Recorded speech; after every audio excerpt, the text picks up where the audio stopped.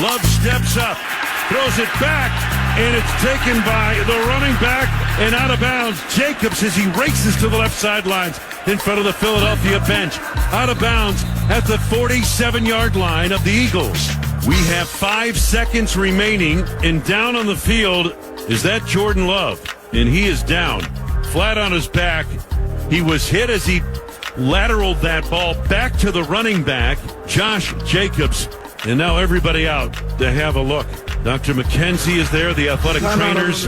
But Jordan Love down, flat on his back. Lee Engel, the trainer, over there to have a look. Dr. McKenzie down on one knee. Now he's up. And a round of applause from the crowd is being helped off. And the silence you hear is Lambeau Field. How you been, Sultan? Sleepless night Friday, but feeling a little bit better as the week's gone on. David Sinykin at TC Head Cheese via the tweet machine. He's the Sultan of Smug. We say that affectionately. And he joins 9 to noon for the Border Battle Weekly. Also, we have Packer Preview each and every Sunday. And occasionally we'll co-host a Saturday radio show at 8 a.m. What's funny? Occasionally. Well, it's true. I mean, you don't do it every single week. If the Gophers kick at 11, we don't do it. Otherwise, 48 out of 52 weeks were there, I'd say. No doubt about it. Would have been a good week to be on Saturday, but it is what it is. Well, if I made a mistake. I might punch him in the face. The show is co-hosted by Trent Tucker, Double T, and Greg Popovich. Do you think your guys beat Indy with Malik Willis at the helm? I don't know. I don't know. It's the home opener super special, Cinny. And the Packers have won their last 11 home openers, which is by far the longest streak in the NFL. It's in jeopardy. They're dogs. I don't know the last time. They're home underdogs. The Packers were home underdogs in their home opener. Probably got to go back to the Magic era. Maybe. I don't know. Maybe there's been one or two. Mm-hmm. I don't know. I don't have a whole lot of confidence in a Malik Willis-led offense. I'm not sure the defense is ready to handle the legs of Jonathan Taylor and Anthony Richardson. We'll see. But they're going to be up against it. It's probably the most favorable matchup they could ask for in this situation. Looking at their schedule, like, you got to play Malik Willis in his first game. Look at your schedule. Which game would you pick? I'd probably pick this game. Right. But they're going to need a whole lot of things working in their favor, and they're going to have to take the ball away a couple times like they did in Sao Paulo. So our Packers fans, now the losing Jordan Love for what looked like when it took place is like, oh, wow, that could be the season. Yeah. Then you get like the best possible knee-related news you can get with it's not the meniscus. MCL. Yeah, MCL, thank you. So who knows? Could be, I saw your tweet earlier, could be 2 weeks, could be 3, could be 4, but it's not going to be a season. But with Malik Willis and like Packer fans, all right, there was Sean Clifford and, the backup situation got a little loud right up to the season, and they make the move for Willis. Are Packers fans loud like we needed a better backup in the first place, and then now this has happened? I think a lot of them are. I was one of them. I wrote a blog at zonecoverage.com right after the preseason saying, Goody, get on the phone and find Tyler Huntley or Taylor Heineke or somebody that's proven they can step in for a week or two and lead your team. It's not like last year where we don't know what the Packers are going to be. We don't know what Love's going to be. No, not contending status. We can deal with a rookie backup. This year, they're a dark horse Super Bowl contender. Heading into the season, and it would really behoove them to protect themselves for this scenario because the worst possible thing happened. They lost the guy right away. Willis is new to the building. He's learning the offense on the fly. He was still learning the offense in Tennessee from what I heard after being there for 3 years. So I would have liked them to find a veteran guy to step in, develop your guy as your third guy, but have a backup you could trust if this sort of scenario happened. Do you and like Packers Nation fans that you follow or places that you read where there is fan reaction? Yeah. Do they appreciate and respect Matt LaFleur? I mean, he is 100%. He's such a good play caller, man. And you know what? Ever since that Niners moment that we'll joke about occasionally, that fourth quarter playoff game, Lambeau Field, Rodgers and Devontae Adams basically sabotaged a game. Yeah.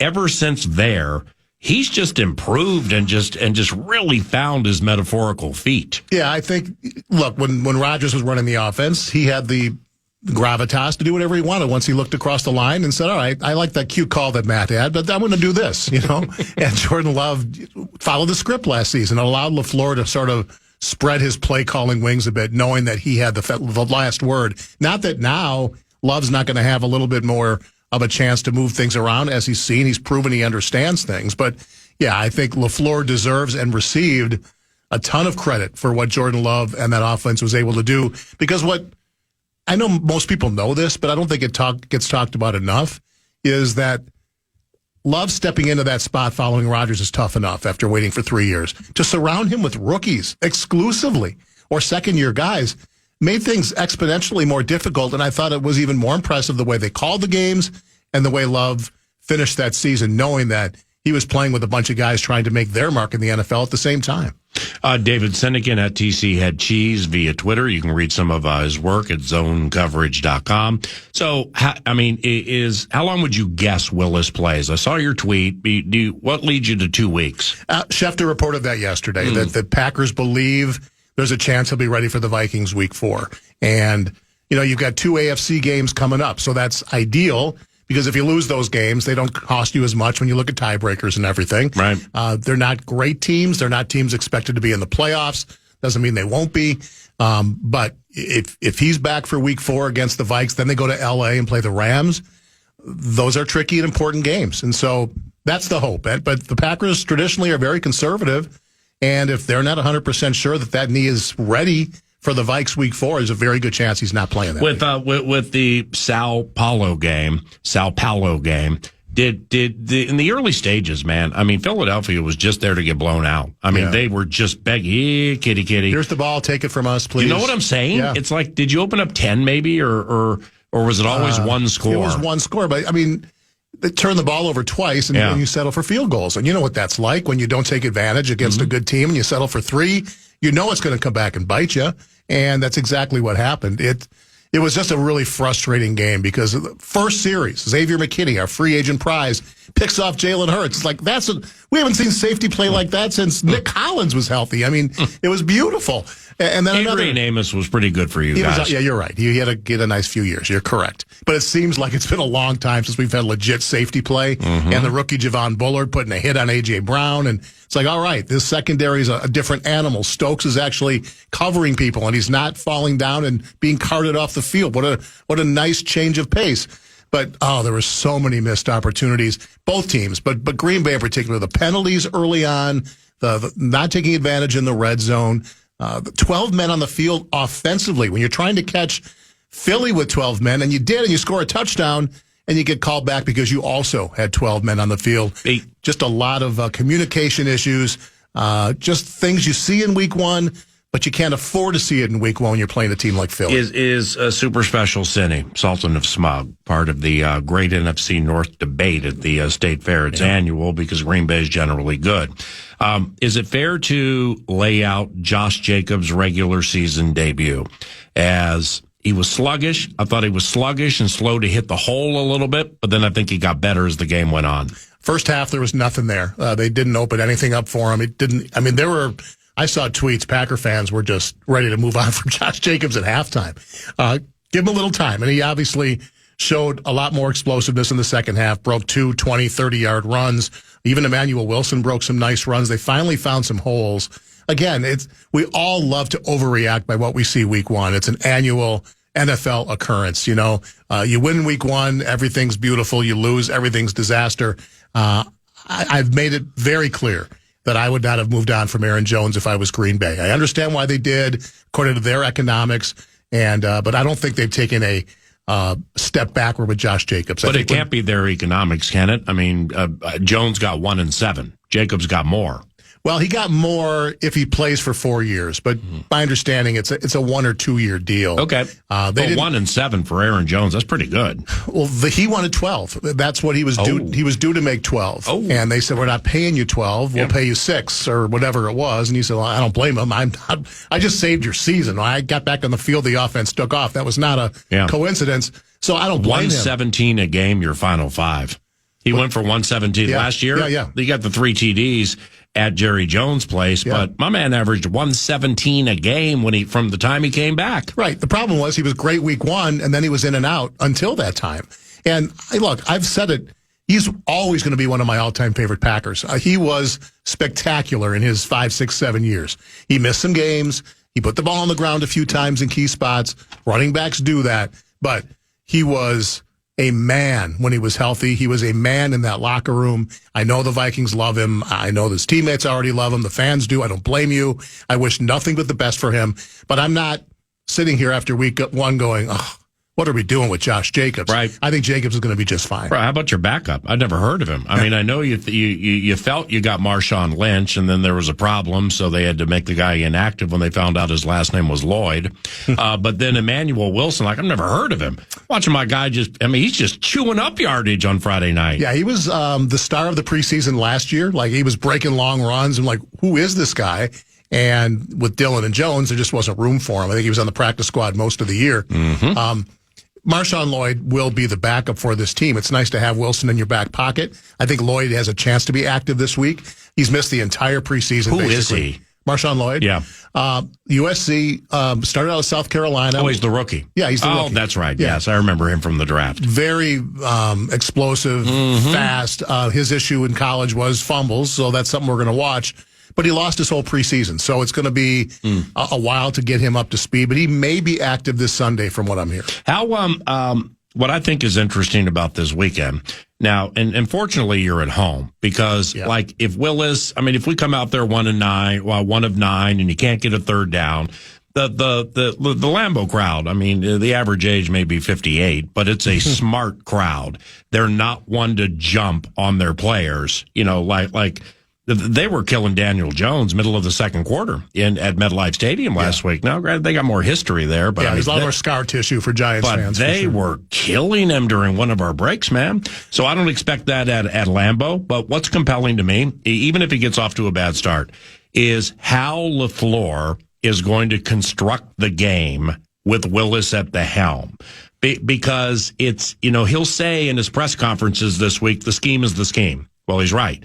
But the voluminous nature of what goes into the menu, if you have 100 pages in that menu, you're not using 100 pages in his debut. No. So I'm just curious how he's going to construct the game so that Willis is put in the best spot. Yeah, I am too, and it's going to be running the football. And if you looked at last week, Houston ran the ball down the Colts' throats. Now, does that mean the Colts can't stop the run, or does it mean they sold out on not letting C.J. Stroud destroy them with all of his weapons, and we're willing to see if Joe Mixon could beat them? So it's probably a little bit on both sides. They're not a great run defense, and DeForest Buckner is questionable, and that's a key massive injury to watch. Yeah. But the Green Bay is going to try to run the football, and they're going to try to use misdirection and use Jaden Reed in the running game like they did against the Eagles. Boy, how good did he look? He's great. Here's the deal.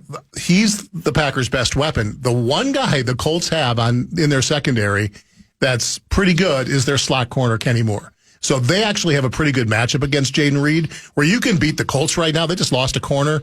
They have no cornerbacks on the outside. So a good quarterback with good receivers can throw all day on this team. Well, guess what? Green Bay doesn't have that this week. They can't take advantage of that. Yeah. So find ways to get Jaden Reed the ball against a really good slot corner, and you have to run the ball, whether it's Jacobs, whether it's Willis, whether it's Reed, whether it's Watson. This is going to be a Matt LaFleur get into his laboratory and figure out ways to show things that the Colts haven't seen, because obviously they have no idea what to expect from this offense either. But man, I watched Anthony Richardson with some of those deep balls last week, and he can make some plays. Really? He threw 3 50-yard bombs. And that Alec Pierce just ran by somebody. Yeah, and just look at the throw. He's on his back leg. He's about to get crunched, and he threw it 65 yards in the air. He only completed 9 balls, but 3 of them were 50 yards plus. And this defense that Jeff Hafley's brought in will give up the big play or two. That Barry didn't do that. He prevented the big play, dink and dunk us down the field, and maybe you'll make a mistake. This defense is going to take more chances. It's going to try to get after that quarterback, force turnovers, but it's also going to give up a big play or two. So Jair was not real sharp in week 1. He's got to be better. Stokes, those outside corners have to be on their game against this explosive offense. Speaking David Sinykin at TC Head Cheese, it's the weekly border battle. What up? The new defensive coordinator, Jeff Hafley. I'm glad you went down that road. Philly went for 400 and change and 4 touchdowns in his debut, and were like a Mack truck out of the gate. They just couldn't do anything in there. Green Bay outgained them and outrushed them, so it's not like Philly's defense had all that going for it. Yeah, but both teams moved the ball. Yeah, but we're not based in Delaware, and this is not the border battle talking about fly Eagles fly. Yeah, fly Eagles fly. Okay. So the new coordinator, like what do you think about that? Well, I was real excited to get Joe Barry out of the equation, and everything I've heard from Hafley when he talks, and from his players and former players like Richard Sherman, who just couldn't say enough about how impressed they were about how he coached, has me real excited about this defense. Now, it's 1 week. He's never called defensive plays before. He's never been a coordinator. Oh, wow. It was his first game doing it. We know the field. He wasn't a coordinator at BC? No, he's the head coach. But he wasn't calling the plays? Excuse me, he didn't call. Okay, no, wow. He's never called defensive plays. Oh, geez. So, then you deal with the field where your players aren't sure about their footing on both sides. I'm not saying just the pack, but both sides. I thought Love hyperextended a right leg early in the right or left. I thought he hyperextended something early when that leg slipped. Now he didn't bounce around like, ooh, I'm hurt. I know what you mean. It was in the shotgun, and I was like, damn. Yeah. That's the other thing about Indy is they're exclusively in the shotgun. Like, they don't trust Richardson yet under center. So it does make things a bit easier for the defense. They kind of know what's coming because it's basically going to be Richardson or Jonathan Taylor that's going to make a play. And so I'm anxious to see Hafley's defense evolve. What I did like about what I saw was our second-round linebacker, Edgerrin Cooper, the first linebacker drafted. Yeah. He's been hurt most of the preseason, too. He only got out there for 11 plays. But you noticed him. Like, virtually every play he was out there, it's like, who's 56? Man, look at how fast that cat is. He's going to get more and more and replace Eric Wilson, the former Viking, who's been really good in Green Bay, but he's sort of the starter by default because Green Bay took 2 linebackers in the draft. So I was excited about the rookies. Cooper, Javon Bullard, the safety, popping guys, and seeing Rashawn Gary and Preston Smith now with their hand in the dirt instead of playing up in the 3-4. Gary got just no stats. I mean, Lane Johnson owned Rashawn Gary. And it's a new spot for him, though. It's a new situation. Exactly. We saw that with Daniil Hunter for 6, 7, 8 games. And when Daniil was standing up as outside linebacker guy, it's just, even for the high enders, it's going to happen. And it's going to take a few weeks to feel comfortable in this new system. Indy's got good tackles, too. We know the Vikings do. Tennessee as a rookie. So my point is, I think the pass rush, which was non-existent Friday night, is going to get home because that's what they do. They attack. They're aggressive. Corners are playing a lot more man. It's a defense that I think fans embrace because you're not just sitting back and saying, don't hurt me. You're saying, no, we're going to hurt you and see what you can do about it. Is it before Love went down or just the first game? I mean, he was herky-jerky. He was just like kind of in and out with this game. Is that fair? Yeah, it was average night at best. Again, I think nobody was real comfortable with how the field was working with their footwork. So I take that with a grain of salt. I thought Hurts had the same issue with the field. But no, it wasn't a great first game. But, again, it's you're in Brazil. You had a long flight. It's a field you didn't even practice in. The Eagles got to practice on that field. The Packers were at a different stadium. The kicker had never seen that stadium or kicked in it. So a lot of things were just kind of weird playing that game in week 1. So I don't take too much stock in what I saw. It was not a great night for Jordan Love. It was not a great night for virtually everybody on that Packer team, yet it was a 1-score game. They make that field goal from 43. That final drive looks a lot different. And, the final drive was frustrating because they took 7 minutes off the clock, and you want the defense to make a stop. Yeah, there were 2 defensive holding calls on Alexander and Kenny Clark that were mythical. Come on. And but the announcers even said, really, you're going to call that? I remember the Clark one. It was ridiculous. I remember. And the Jair one, it was just they were both kind of touching each other. And if they don't call that, it's 3rd and 12. Ooh. Early in that drive. And now you got to convert a 3rd and 12. You're giving the ball back to Green Bay. I'm not going to blame the officiating on loss, but those 2 calls in that last drive allowed Philly to just chew up the clock and give Green Bay the ball with 30 seconds left and no real chance to try to win it. The target at which to shoot in the division is and was and probably will be the rest of the year the Motor City Kitties. Did you watch them on Sunday night? Of course you did. What did you think of the Lions? They're the best team in the division. If they stay healthy, I don't see how they don't win the division. They're poised. They're just very poised. I mean, the fact that the Rams came back and took them to overtime, I thought was a testament to them. Yep. But to me, McVay's high end. The headline coming out of that game is Jamison Williams. If he really is going to develop into that guy, that's a problem. Now suddenly, Amon-Ra, Sam Laporta, Jahmyr Gibbs, David Montgomery. I mean, that's as good a skill group with Decker and Penei Sewell and Ragnow in the middle. Offensive line. No, it's spectacular. And their secondary looks like, they brought in Carlton Davis. They drafted Terry and Arnold. They Rakestraw. They paid attention to what they had to. And, that's a really good team. If they stay healthy, man, they're going to be tough to beat. What about the Vikings win? What'd you think? Didn't see a ton of it. My setup is, I had the Vikes on my big screen. I had Red Zone on my laptop. And I'm following, wagers and fantasy and all that stuff. Understood. But I was surprised and impressed by what I saw. And certainly Darnold surprised that they killed somebody? Surprised that they blew out the Giants. Yeah. I thought New York would give them more of a battle. I thought the tackles were spectacular. I thought Darnold was better than you could have hoped for. Aaron Jones did exactly what I thought Aaron Jones would do. And, I told you, I thought the guys that Kwesi brought in defensively were going to be a big, really going to help Flores out because he did something with mirrors last year. And now he's got real talent in that front seven. And I thought, Van Ginkel and those other guys are going to make a real difference. Now, I'm going to see it. Obviously, when you play a team like San Francisco, we'll get a much better sense. And Houston the next week. Right, in the next 5 games. Even Green Bay, which will be marginalized if Love's not playing, is still a tough spot on the road. If Love's not playing against the Vikings, you guys will likely be favored. But, I'll expect Green Bay to make it a very difficult game. But I think you guys, and I haven't listened to the fan much the last day or two because I didn't have my purple sunglasses handy. But I'm sure there was a lot of excitement about that performance, and there should be. Well, with Aaron Jones, it's like I've called a bunch of his games, and I've watched even more of his games. Yeah. I knew I've said this before. I knew he was fast, but then watching him at organized team activities and with no pads and everything, I had no idea how fast he was. But another thing that I didn't realize about him until watching this Giants game is, he's smart about taking holes. He hits the right hole almost every time. Maybe, certainly almost every time. But when he knows it's going to be a 2 or a 3, he finds a little crease to make it a 5. You know what I mean? He's got a little professional fall ahead to him. Yeah. I remember it with Ezekiel Elliott. He's about as good as I've ever seen do this before it was skeletal remains of Zeke Elliott. But Jones has he always done that? He has, and I think the fact that Green Bay understood he's not a big guy, and you can't appease fantasy owners and just give him the rock 30 times for his career. Yeah. They've used him so smartly that the reason that 29 he still has so much juice is because he was never overused.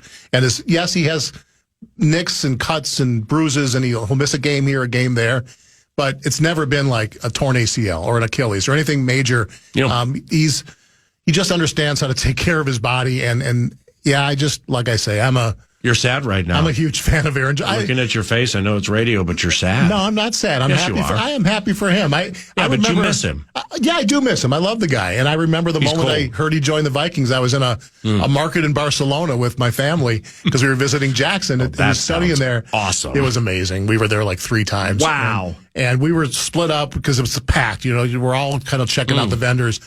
And I hear Jackson trying to find me. Dad. I just heard, Dad. What? We got Aaron Jones. Wow. What? Yeah. Of all places, seriously, that's where he's going to go. Right. So at that moment, I'm all right, fast forward 5 months, and Purple Nation's going to fall in love with him. Yeah. Because he's a great kid and a great human and a great player, and we'll deal with it. But no, I'm all things good. I wish all things good for 33. No blanket statements here with the USC rookie, the quarterback.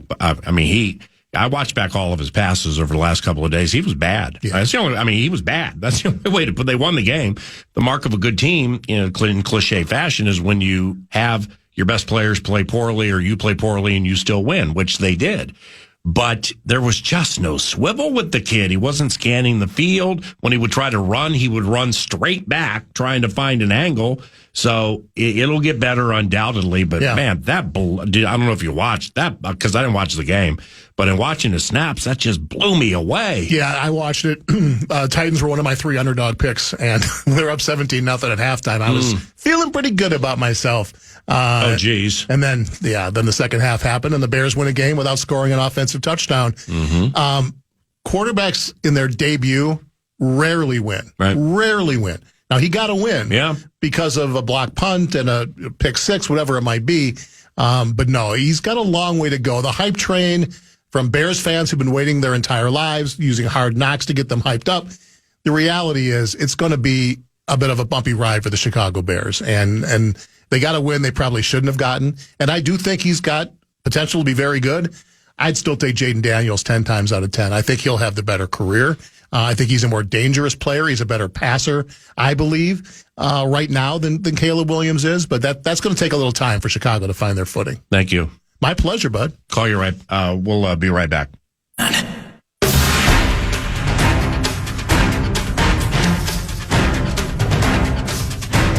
Vikes Bites.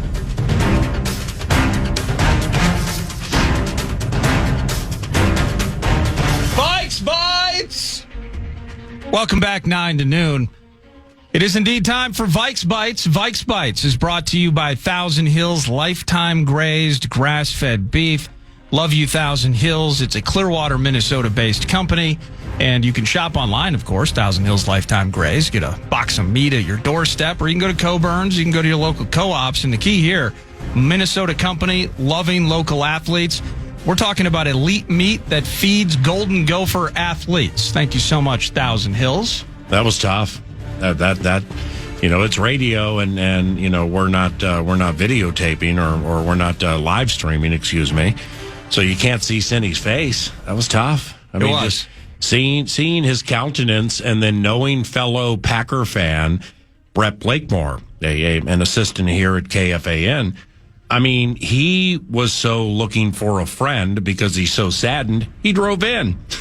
he heard Cindy was coming up, and he drove in. Just needed to see people so they could be with each other. And they're out there in the vestibule talking about things. And we've done this before, and a lot of people have done this before. It would be a character flaw, but nevertheless, we own it. I walk out there, and I hear them tearing apart Will Levis. And then I hear them tearing apart Greg Joseph. And I hear them tearing apart Anthony Richardson, because he can't go under center or whatever. Yeah. And they were tearing others down to feel better about themselves. Yeah. And I understand that sentiment. That's dark. If it wasn't a bathroom break for yours truly, over-unders 2.5 minutes. And there is your dagger! I would have sat out there and consoled them, but they just needed to talk it out. You could just tell it's a very, very difficult time for Packers fans. I took the prize pick spot that I did an extra 5 seconds just so that you get an extra dribble or an extra shake off. And I like how you touted under on Josh Jacobs' rushing yards, over on Dontavian Wick's fumbles, and over on Malik Willis interceptions. I mean, that little three-piece right there might pay nicely. I think you can win up to 100 times your money on prize picks. And the Vikings trying to get the money week 2 against the San Francisco 49ers this morning. Here is Rap Sheet Ian Rappaport talking about somebody being a long shot for the Sunday game against our Vikings. If he was on the field is now the big question for Christian McCaffrey. And it feels to me, just taking stock of the situation, talking to people involved, that Christian McCaffrey is a long shot to play this week against the Minnesota Vikings. And go back a couple days to Monday night. I think we all thought, in fact, the 49ers all thought that Christian McCaffrey was going to shake off some little tightness that he felt late in the week of practice, be able to work out and be able to play Monday night against the Jets, as he told reporters, Jordan Mason, as everyone had planned. He worked out pregame. It was just not quite right. And we talked a lot during the course of the preseason about Christian McCaffrey's calf injury. It is more than that. It is also Achilles tendonitis, which can really be troublesome. And as Kyle Shanahan noted, That's actually the injury that's giving Christian McCaffrey more trouble right now. It's the injury that is requiring more treatment than I would say the calf pull. So you get the point there. Thank you, Rappaport. And you can find that via Rap Sheet on X if you want to hear his entire 1 minute 26 minute or 1 minute 26 report on it. That's a big deal for the Minnesota Vikings, or is it a big deal, PA, given how they were still able to effectively navigate the field with Jordan Mason? When you're able to scheme the way that Shanahan schemes, and you can take Christian McCaffrey out of the mix and still be so productive on the ground, it was very impressive. Yep. But regardless, that's something I think Vikings fans will be watching for as the week unfolds. Well, when you are able to take a 7th-round quarterback and get out of him what you've gotten out of him, I mean, sure, it has SOD to it. It has steal of the draft to it. But Shanahan's work and his deception and the way he sets things up for weeks and the way he runs it in unconventional fashion.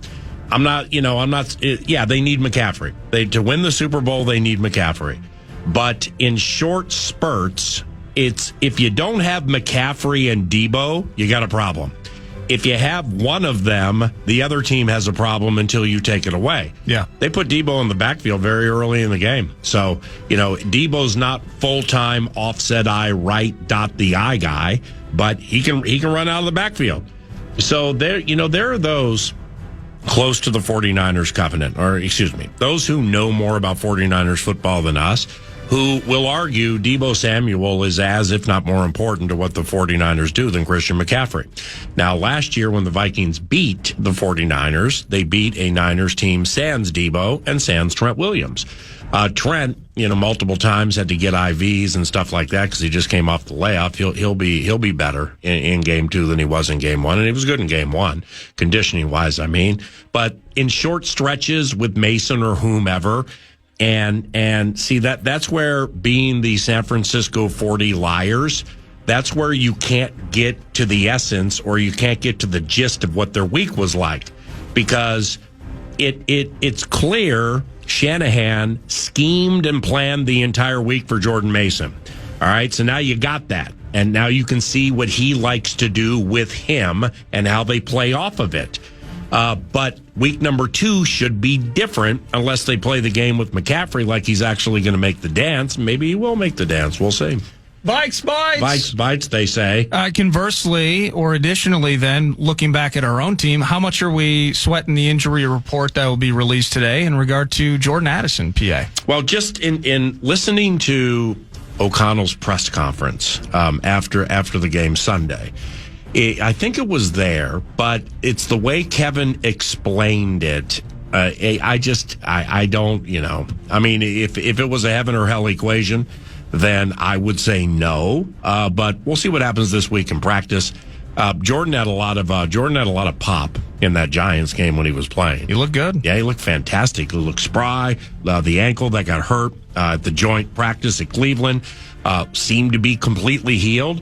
So I ain't gonna, I'm certainly not speaking for the team. I ain't gonna rule him out, but I don't know, man. I just don't feel great about it. Well, that's the tough thing. Taking the heat off of Justin Jefferson. What's that secondary option going to be? And through 1 week and against the Giants, but it's the Giants. If you want to play it that way, did you feel good about the mix of Oliver and Johnny Munt in those moments? No, I felt great, and I'm in the camp that has said Josh Oliver should get more passes in games.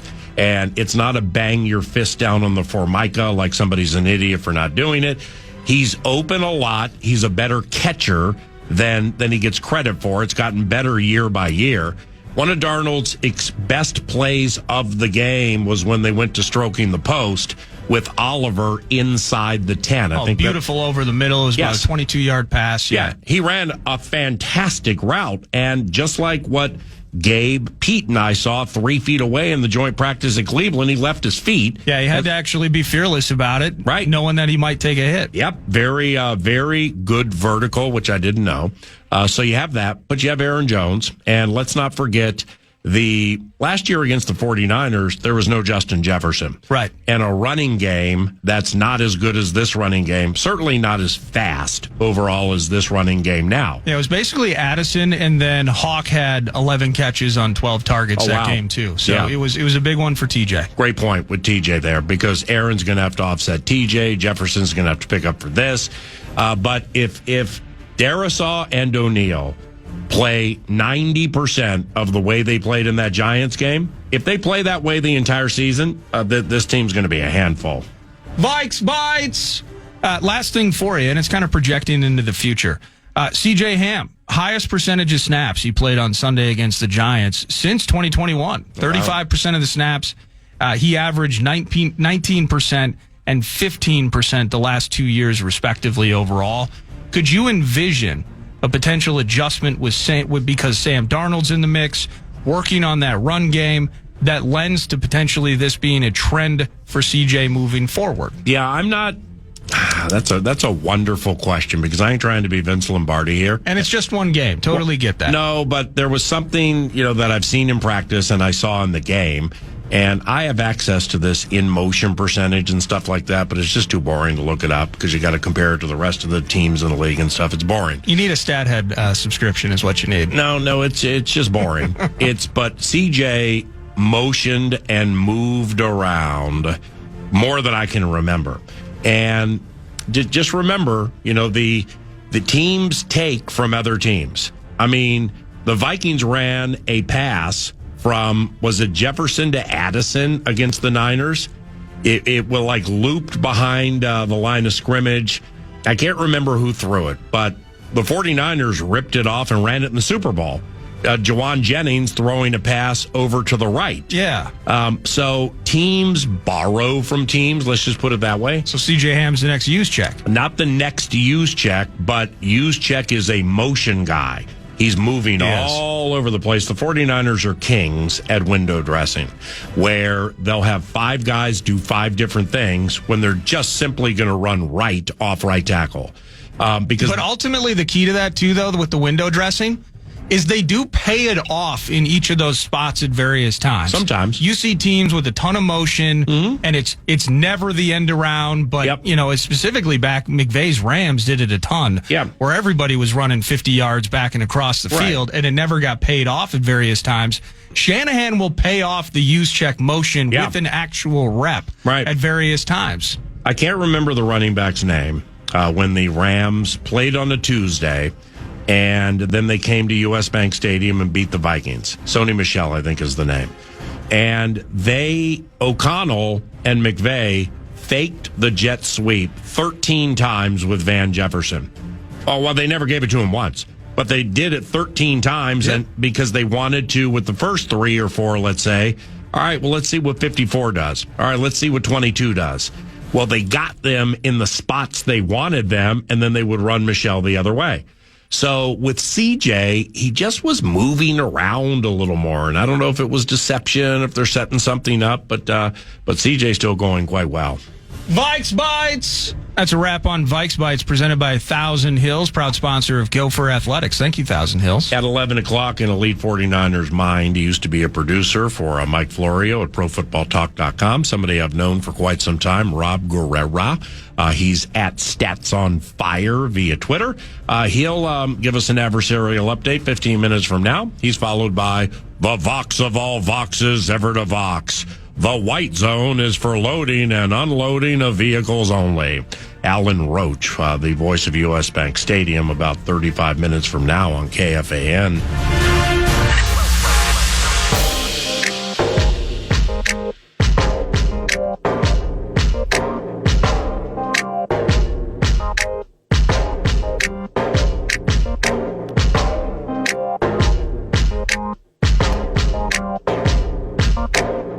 Hey, Statsy, it's Paul Allen. How have you been? Paul, great to hear from you. Rob Guerrera, great to hear from you, too, at Stats on Fire. He's an elite San Francisco 49ers mime, and also has the Gold Standard 49ers podcast. And what's that Twitter handle? GSN 49ers? That's correct. Thank you. And you can check out the YouTube channel as well. Yeah, right on, man. And we're going to be doing a little something a little later, too, about 2 hours from now. But at Stats on Fire, where you can learn more about Rob Guerrera, somebody I've known for quite some time, as I said. And, the days when you were working with Mike Florio, that's when we met. What were those days like for you? Well, it was, they were some crazy days, but some fun days. That's where I was lucky enough to learn at the feet of one of the masters, as Mike Florio is. And introduced me to you as well, and I'll always be grateful for that. You won't find a harder worker than him, right? I mean, maybe to a fault at a time, but man, he's done a really good job building that brand and building PFT.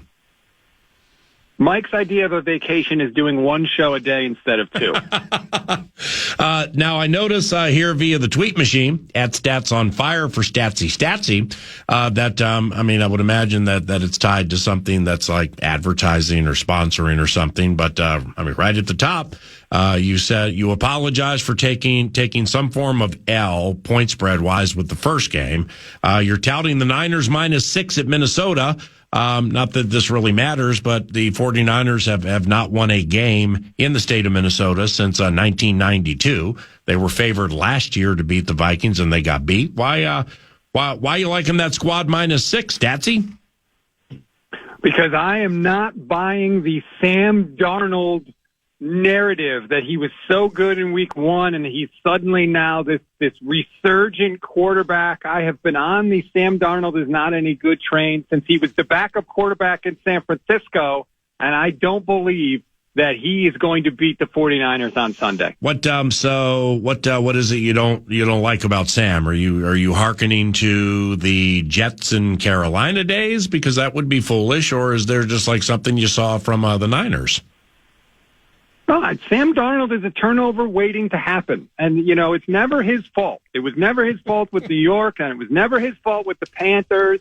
People want to keep telling me he's good, PA, but I've seen these games, okay? Right. I've seen the man play. When you get pressure on him, he will give you opportunities to take the football away. And to the Vikings' credit, they protected Sam Darnold in week one, and he played well. But I don't believe they're going to have that same level of success on Sunday against Nick Bosa and Leonard Floyd. What do you think of Christian Darrisaw and Brian O'Neill, the Minnesota Vikings tackles? Because they both have swallowed Leonard Floyd up several times when he played with the Bears. But anyway, what do you think? I think they're very good. But look, if I'm the 49ers, I say, hey, Nick Bosa, you're the highest paid defensive player of all time for a reason. You're supposed to be able to beat good players. We don't just have you so you could dominate the scrubs. Right. We need you to win against the best in the league, and the Vikings have some, and I need Nick Bosa to play like the defensive player year that he was 2 years ago. Hey, Statsy, Rob Guerrera. Is there, like, do 49ers fans talk about a pay the proverbial Piper day? Now, because eventually Purdy's going to need to get paid, whether it's with San Francisco or not. But with McCaffrey and Fred Warner and George Kittle and Debo, and it just goes on and on. Ayuk situation. Is there a day that maybe that whole thing falls off because so much money is paid to so few players? We all know that day is coming, right? The credit card bill is coming due. 49ers fans have talked about it. We've acknowledged it. We're all sort of scared of it, frankly, because we know how good this team is and the collection of talent that they do have. But I'm not thinking about that right now, PA. I'm like a toddler that stole their parents' phone, running wildly through the house, not thinking about the consequences of my action. All I'm thinking about is this year. Get it done this year. Win the Super Bowl this year. If we've got to pay the credit card bill, a year from now, 2 years from now, whatever. But it has been 30 years since the 49ers have won a Super Bowl. It is all on this season. What do you think of Brock Purdy overall? I think that Brock Purdy is a really good quarterback. I do not think he is an elite quarterback. I think that he doesn't have the kind of ability to simply put the team on his back like a Patrick Mahomes or a Josh Allen or a Lamar Jackson. He's not that guy, and that's not meant to be a knock on him. There are very few. I think he's a tier below that. The thing I like about Brock Purdy is he takes doubles over singles. He's not looking to hit the check down all the time, and he has a very good instinct about when to go for for the jugular. He knows when to take a shot down the field. He doesn't put the ball in harm's way too often. And now he's starting to use his legs a little more, which I think is going to be a nice little bonus for him because he can run around a little bit. I think he's really starting to get a feel for when to do that. That, it's just one look. That's all it took. Copyright Carly Simon, but Malik Collins. Holy cow, man! That at least off one game looks to be a pretty nice signing in the offseason. I think from the Texans, right? Didn't he play for the Texans? Yes, he was with D'Amico Ryans last year in Houston. And like you said, it's just one game, but I was blown away with how much better the 49ers front was against the rush. That was a real problem for them last season, especially at the end of the year. They were getting gashed on the ground. They look like a completely different defense and a different team on Monday against the Jets. Breece Hall had the fourth most yards from scrimmage last year, and he didn't do anything. His longest run of the game was 16 yards. He did nothing after that. That's a credit to Collins and everybody up front. And I think the 49ers are going to need to do that again in Minnesota on Sunday. Rob, I'm only 7% into my game calling depth chart. But the player you ended up with after trading DeForest Buckner, that first round pick, inside defense, what's the cat's name and what does he do these days? Javon Kinlaw. He is actually on the Jets, believe it or not. Oh, wow. So they got bored with him, right? Yeah, he was a player that they thought had some skill, but he had a chronic knee injury coming out of college, and it was a constant issue. He had multiple surgeries in San Francisco. He could never stay on the field, and frankly, even when he was on the field, he couldn't really sustain any sort of ground. He was getting shoved around a lot, so they let him go, and he signed with Robert Saleh in the offseason. Those on the outside, fans, stuff like that, or those on the inside, coaches and personnel people, I think they're in unison with Kyle Shanahan and respecting and praising his week-to-week unpredictability. From your standpoint, you're an elite football mind. What do you like about the way Next Level Shanny calls games? I mean, the way he calls games is frighteningly good.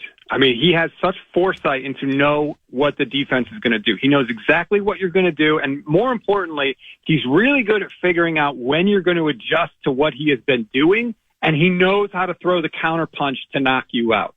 There was a perfect example in the game against the Jets where they're running the ball. Kyle Juszczyk is the lead blocker. And then in the third quarter, Juszczyk fakes like he's going to block for the run and runs out and gets a 34-yard gain down the left sideline. That is the biggest thing with Kyle is he knows exactly when you're going to adjust, and when you think you've got it, he knows how to counterpunch, and they can hit you for some big explosive plays. At Stats on Fire via Twitter, Rob Guerrera, somebody I've known for more than a decade, and his podcast is the Gold Standard 49ers podcast. Who over the totality of 17 of them, and then say 4 playoff games, but for the 49ers, it generally would be 3, divisional round, championship game, and then the Super Bowl. Who's more important and why, McCaffrey or Deebo Samuel? Oh, that's a good question. I'm going to say Christian McCaffrey. Why? And the reason I say that is it's easier to get the ball in McCaffrey's hands. Deebo Samuel, for as good as he is, has really struggled against man coverage. He has struggled to separate. And so the 49ers have to do a lot of kind of special things to get the ball in his hands, whether it's runs out of the backfield or, screen passes and things like that. They really have to work and go out of their way to sort of do it. Christian McCaffrey is so good. One, obviously they have the advantage of just being able to hand it off to him.